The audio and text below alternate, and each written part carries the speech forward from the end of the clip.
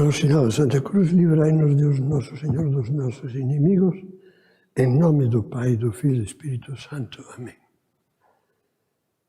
Meu Senhor e meu Deus, creio firmemente que estás aqui, que me vês, que me ouves.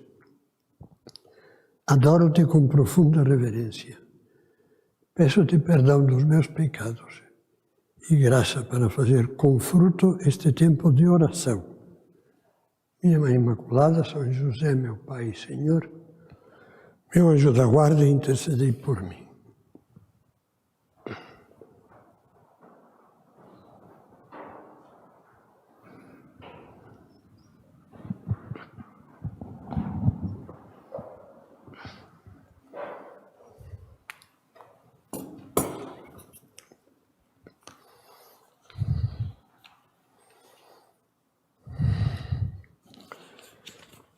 Vamos meditar, como anunciávamos antes, sobre o mistério da maternidade de Maria. Mãe de Deus e Mãe nossa. Eu vou começar lembrando uma verdade que se encontra já no início da Bíblia, no primeiro livro da Bíblia, o Gênesis. Ele vai descrevendo de uma maneira didática os que chama 7 dias da criação. Não precisa ser entendido ao pé da letra, 7 dias, uma semana, mas tem uma significação mística, mas vamos deixar por enquanto. Depois de cada ato criador, de cada dia criador, a Bíblia acrescenta, o Gênesis acrescenta um comentário. E Deus viu que era bom. Deus viu que era bom. E quando termina a obra da criação, como o cume da criação, que é a criação do homem e da mulher, diz, Deus viu que era muito bom. E isso tem que nos ajudar a pensar que não há nada que seja mau por natureza, como saiu das mãos de Deus. O ser humano, em si, é uma obra boa de Deus. O corpo humano é algo bom. Não tem, como criação de Deus, não tem nada errado. O sexo humano, criado por Deus, é bom. É bom. A natureza é boa. Mas todos nós vemos que, quer no ser humano, quer no corpo, quer na alma, há um transtorno que vem desde o começo. A alma humana foi criada limpa e boa, e a alma humana é capaz de todos os crimes, de todas as canalices, e ao mesmo tempo de toda a santidade, com a ajuda do Espírito Santo. O corpo humano e o sexo foi criado por Deus com a finalidade de colaborar com Deus na obra da criação, e foi transtornado. Um dos piores transtornos. A natureza é boa. Eu não vou dizer é boa no sentido em que o ecologismo histérico fala da natureza, que exagera, mas não é o momento de falar disso. Mas em si é boa. Mas há um transtorno. Isso não tem a menor dúvida. Quer dizer, olhando para o que acontece, quase se vê com os olhos o que foi o primeiro pecado, o que tirou do eixo o ser humano. Aquele ser humano que Deus, quando o criou, diz, era muito bom. Era muito bom. Essa obra de criação que faz Deus dizer, é muito bom, depois do pecado e da confusão,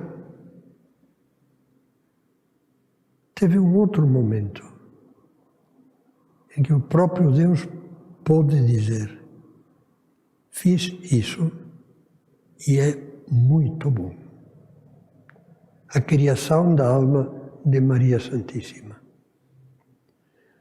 Quando Deus preparou a que seria sua mãe, que nasceu como todo ser humano, de um pai e uma mãe, Joaquim e Ana, mas desde o primeiro momento em Maria, desde antes de nascer, desde a sua concepção, Deus infundiu o Espírito Santo. O Espírito Santo purificador e santificador. Não tinha nada que purificar, porque a criou imaculada, sem mancha, sem mácula, sem herança da maldade no ser humano. Deus viu que era muito boa.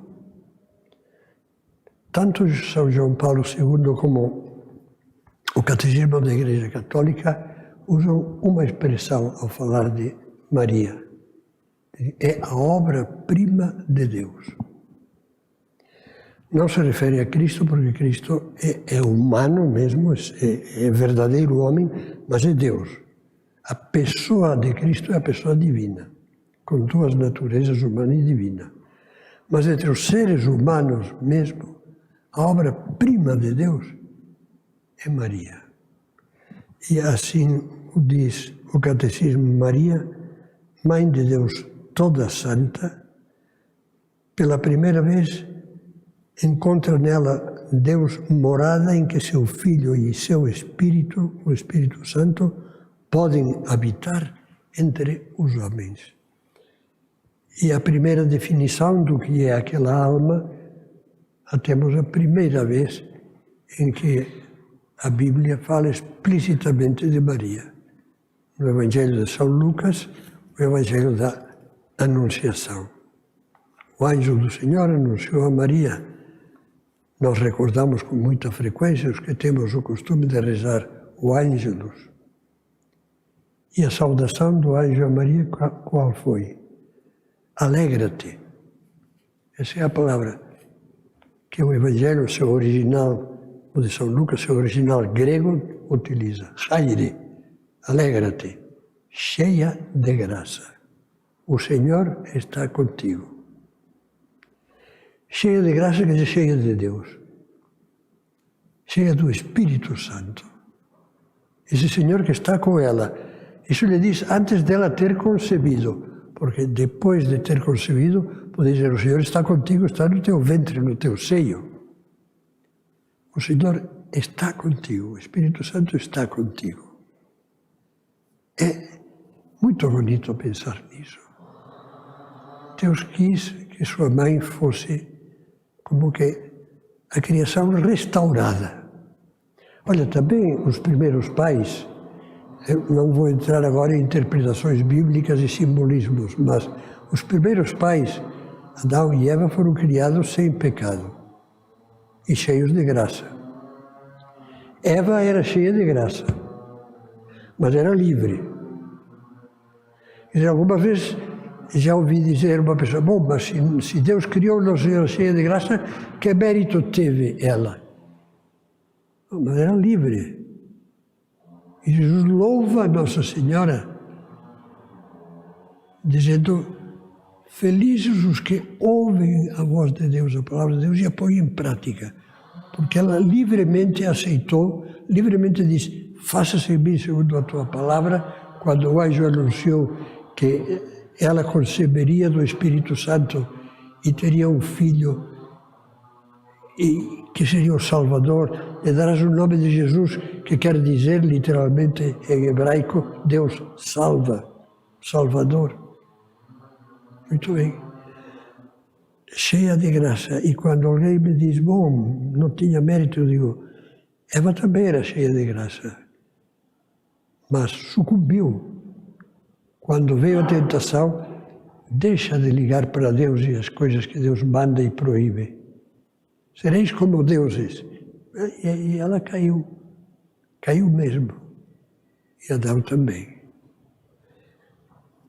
Quando Deus vem fazer a nova criação, como às vezes diz até o próprio São Paulo, e outros textos do Novo Testamento, escolheu Maria cheia de graça.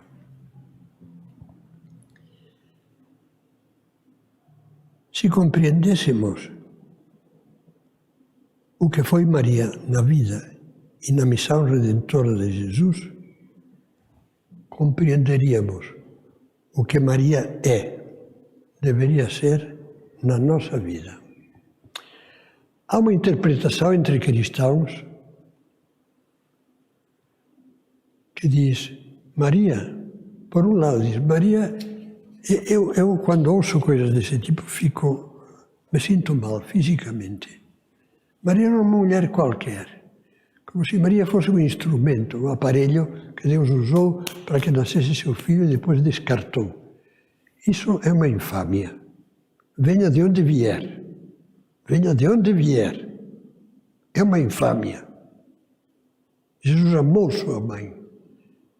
Como veremos daqui a pouco, nos deu sua mãe como mãe. Eis a tua mãe. Quer dizer, Deus não quis iniciar a obra da redenção sozinho. A primeira colaboradora da obra da redenção foi Nossa Senhora com uma decisão livre. Quando Deus lhe diz, porque Deus lhe pede licença, isso impressiona, através da mensagem do anjo, pede licença.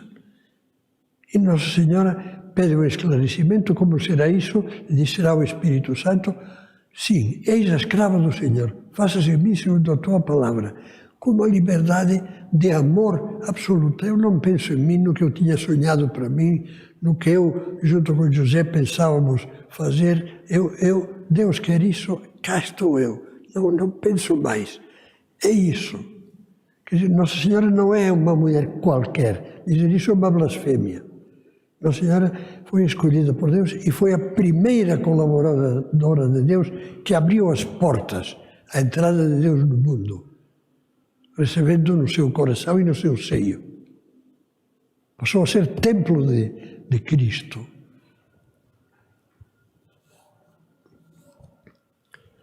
Além do que estou comentando agora, eu tinha anotado aqui no meu guia de meditação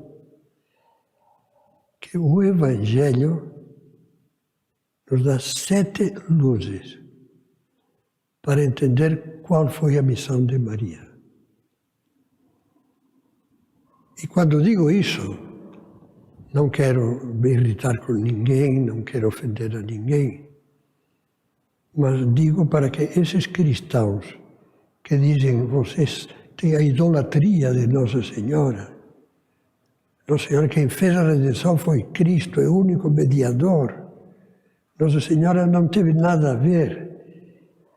Eu digo, e o Evangelho que vocês tanto prezam? Não pararam para pensar um pouquinho? Então vamos à primeira. Em primeiro lugar, Nossa Senhora foi a primeira em apresentar Cristo, o Filho de Deus, o Redentor, aos homens. A primeira vez que os homens se aproximaram de Cristo e o adoraram, o encontraram nos braços de Maria. Bom, você dirá, é significativo? Para mim é. Acharam os magos, por exemplo, acharam Jesus com Maria.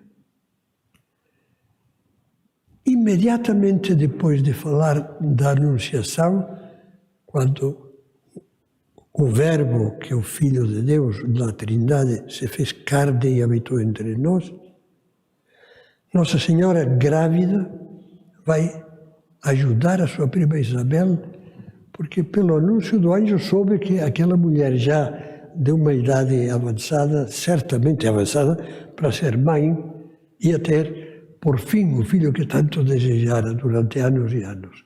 E estava no 6º mês. E ela pensa, ela vai precisar de ajuda. Foi ajudá-la. E para mim, a teologia de Nossa Senhora se capta de uma maneira fantástica. É uma luz maravilhosa na cena da visitação, que está no capítulo 1 do Evangelho de São Lucas. Você repara, naqueles dias Maria se levantou e foi às pressas, quer dizer, foi diligente. Vamos lá, precisa de ajuda, cá estou eu. Da mesma maneira que diz diante de Deus, aqui estou eu, eis a escrava do Senhor. Disposta a tudo. Quando indiretamente, sem que ninguém lhe peça nada, percebe que aquela prima precisará de ajuda, cá estou eu. E foi lá. Às pressas, as montanhas de uma cidade de Judá, relativamente perto de Jerusalém, segundo se diz. Entrou, pensam que uma cidade chamada Ain Karim. Os que visitaram a Terra Santa talvez tenham visto isto. Entrou em casa de Zacarias, que é o marido de Isabel, e saudou Isabel.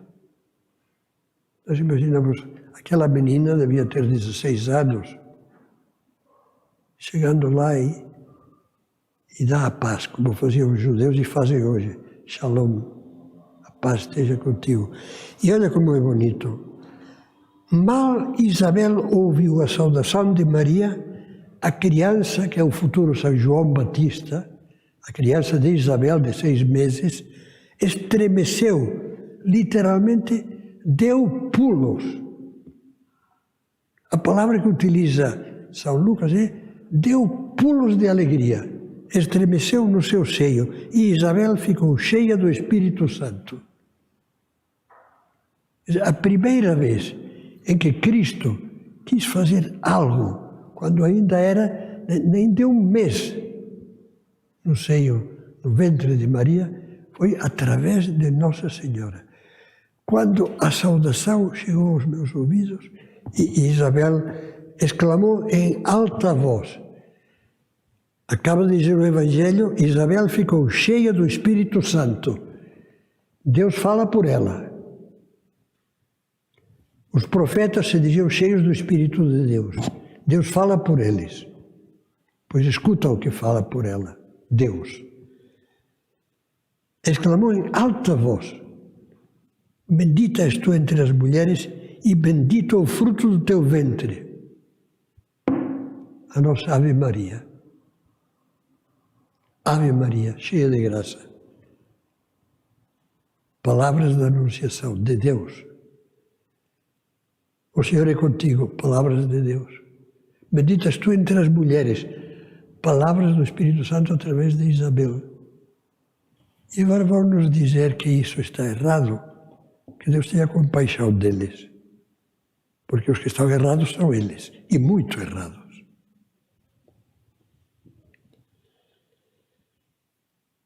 E exclamou em alta voz, bendita és tu entre as mulheres e bendito o fruto do teu ventre. De onde me vem esta honra de vir a mim, a mãe do meu Senhor? Pela primeira vez, está sendo usada a expressão que usamos nós. Mãe do Senhor. O meu Senhor é Deus. O Senhor é Deus.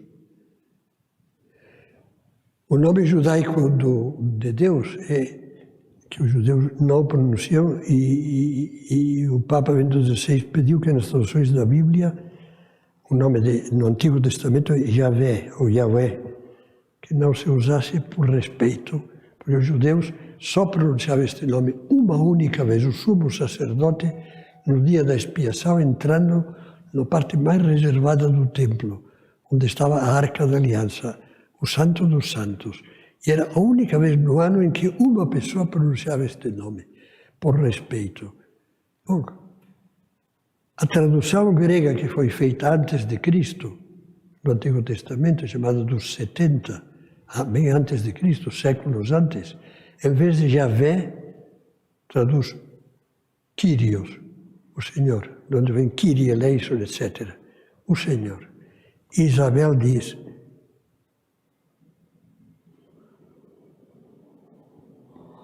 De onde me vem esta honra de vir a mãe do meu Senhor? Pois assim que a voz da tua saudação chegou aos meus ouvidos, a criança estremeceu de alegria, volto a repetir, deu pulos de alegria no meu seio.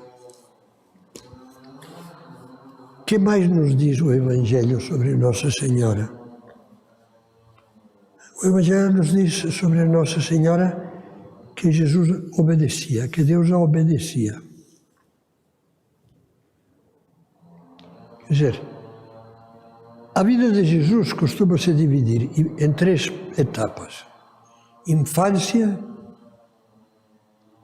vida oculta, não vida oculta por querer ocultar-se, porque era tão simples que não dava na vista, que é a vida de quase 30 anos no lar de Nazaré, convivendo com Maria e com José, e o Evangelho diz explicitamente, Jesus, diz quando aos 12 anos Jesus ficou no templo, etc., era-lhes submisso.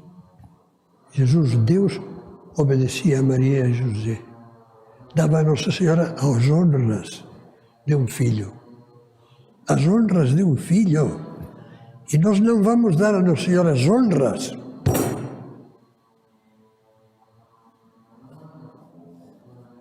Conviveu com ela e José.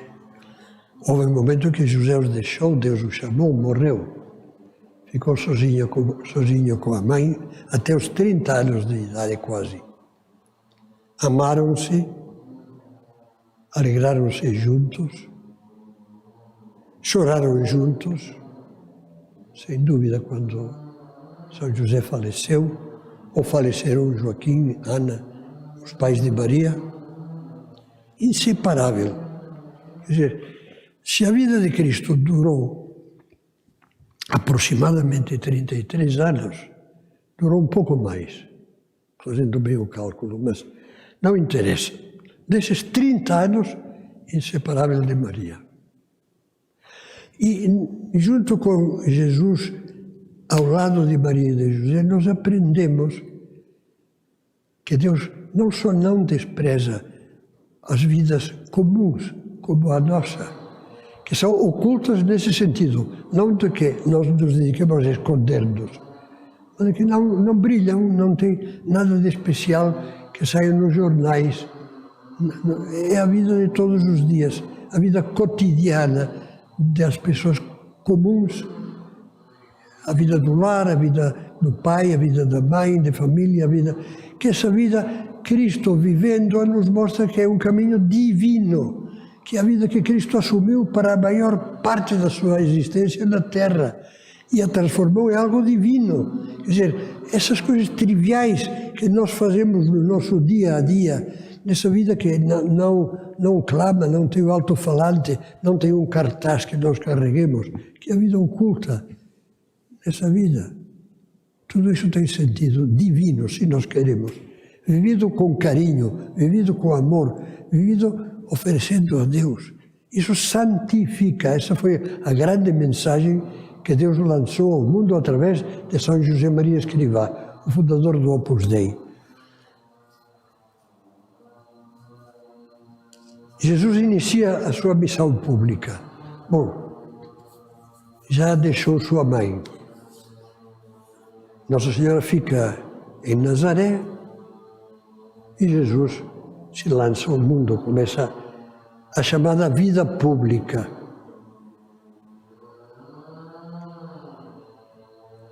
Imagino que vocês não se distraem com essas técnicas modernas que só servem para atrapalhar. Esse barulho da cortadora de grama, ou de sei lá o quê. O nosso querido Edson está dando a festa. Ah, não é ele?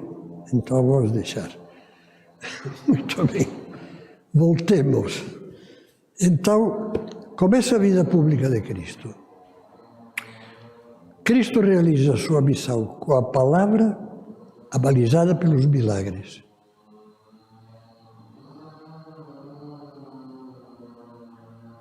Começou a dizer, convertei-vos porque o reino de Deus está chegando, já chegou. E o reino de Deus, sim, Cristo. Convertei-vos, acreditai na boa nova, no Evangelho, que quer dizer boa nova, que Jesus está pregando. E dirá ele mais para frente às pessoas que o rejeitam: se não quereis crer em mim, crede nas minhas obras, que eram os milagres. Pois bem, qual foi o primeiro milagre? O primeiro da vida pública. Desde que Cristo disse: são para acreditar, para que acreditem no que eu falo. As bodas de Caná. E como é que se realizou esse milagre nas bodas de Caná, naquela festa de uma família amiga da família de Jesus, de Nossa Senhora, que foi a primeira convidada, e com ela também o filho, e ele foi com os discípulos. Como se realizou esse milagre?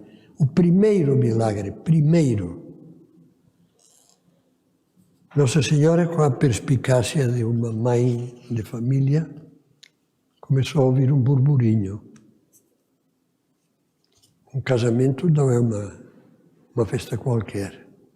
E menos naquele ambiente em que as festas de casamento duravam dias.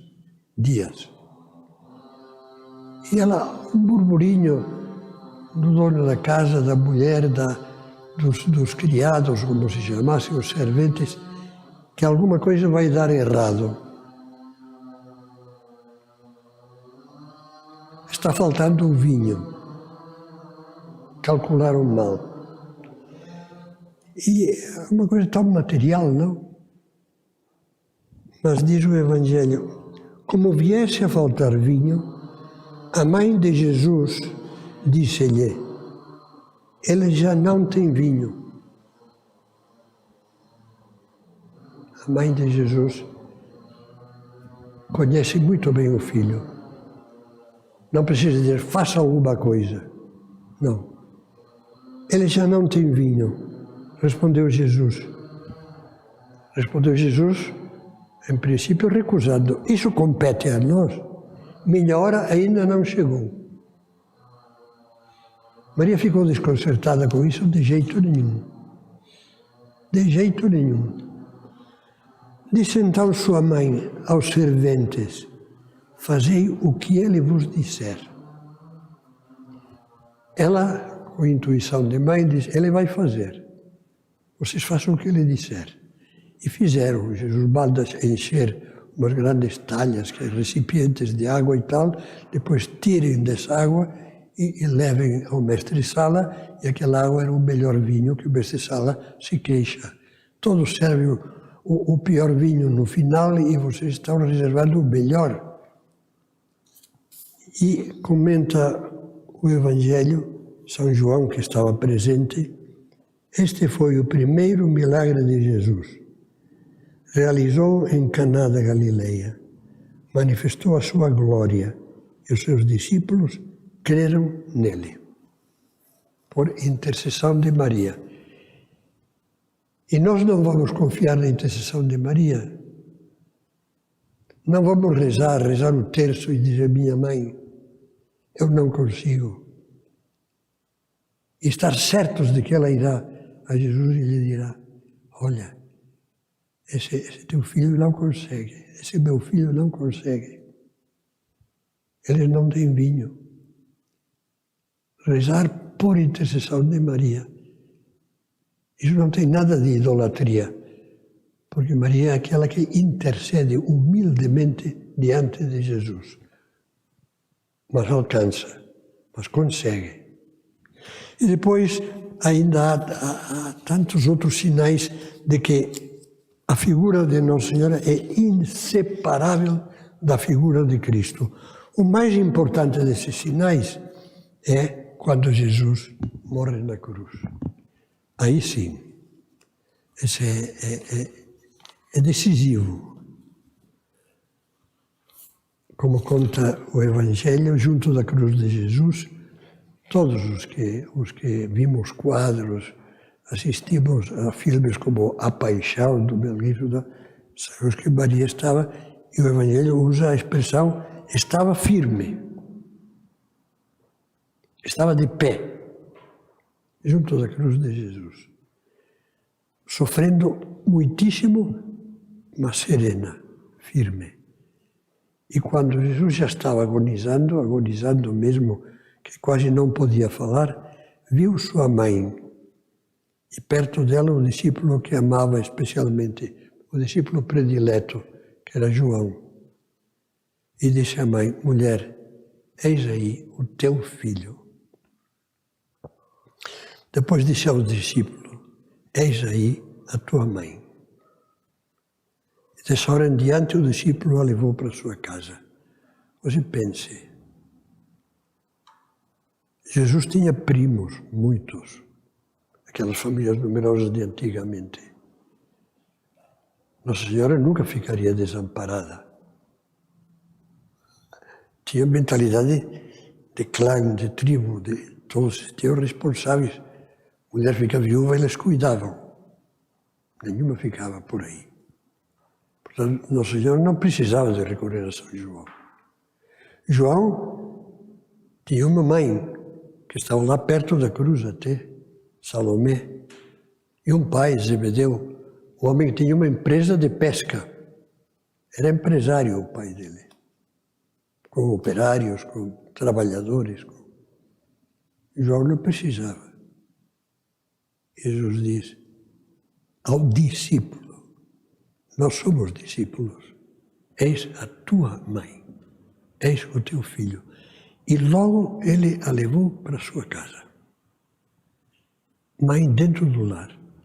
Não vê que essas coisas Jesus diz a nós também? Leve-a para o seu lar, leve-a para a sua alma, esteja com Nossa Senhora.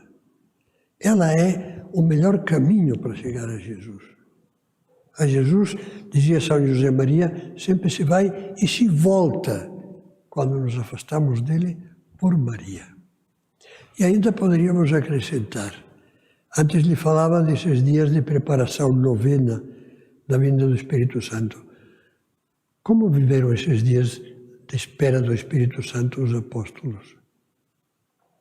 Reunidos no cenáculo com Maria, a mãe de Jesus. E ela e eles receberam o Espírito Santo. E finalmente, o livro do Apocalipse nos fala daquela aparição que teve São João, que a Igreja considera como um texto que revela o mistério da Assunção de Nossa Senhora. Deus não quis que Nossa Senhora Imaculada experimentasse corrupção do corpo. E a glorificou, a levou em corpo e alma para o céu, para Deus.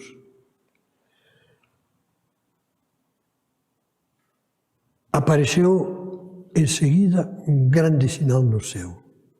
Uma mulher revestida de sol, a lua debaixo dos seus pés, e na cabeça uma coroa de 12 estrelas, os 12 apóstolos.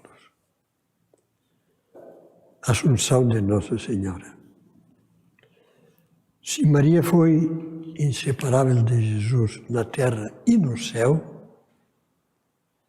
vamos pedir a Deus que nos ajude a entender que Ele quer que seja inseparável de nós, na terra, como se Deus quiser, ou será depois no céu. O Papa Francisco dizia, Jesus deixava-nos a sua mãe como nossa mãe. E só depois de fazer isto é que Jesus pôde sentir que tudo se consumara, que a sua obra tinha sido plena. Tudo está consumado. E diz, ao pé da cruz, na hora suprema da nova criação, Cristo conduz-nos a Maria. Conduz-nos a ela porque não quer que caminhemos sem uma mãe. Maria reúne ao seu redor os filhos e, como a São João Diego, aquele índio, cristão, a quem Nossa Senhora apareceu, Nossa Senhora de Guadalupe, como a São João Diego, Maria oferece-lhes a carícia a esses seus filhos que somos nós, da sua consolação materna e diz-lhes: não se perturbe o teu coração. Palavras que Nossa Senhora de Guadalupe disse a Juan Diego: não estou aqui eu que sou tua mãe. Eu lhe peço que faça com que não nos esquecemos disto. Que nos piores momentos, os melhores também, mas nos piores momentos da nossa vida, quando o desânimo nos invadir, ou nos acharmos perdidos, que escutemos ela que nos diz: não estou eu aqui ao teu lado, eu que sou tua mãe.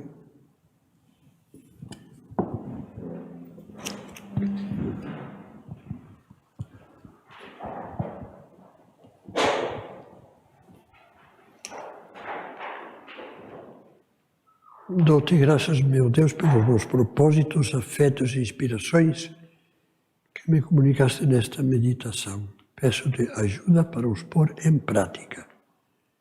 Minha Mãe Imaculada, São José, meu Pai e Senhor, meu anjo da guarda, intercedei por mim.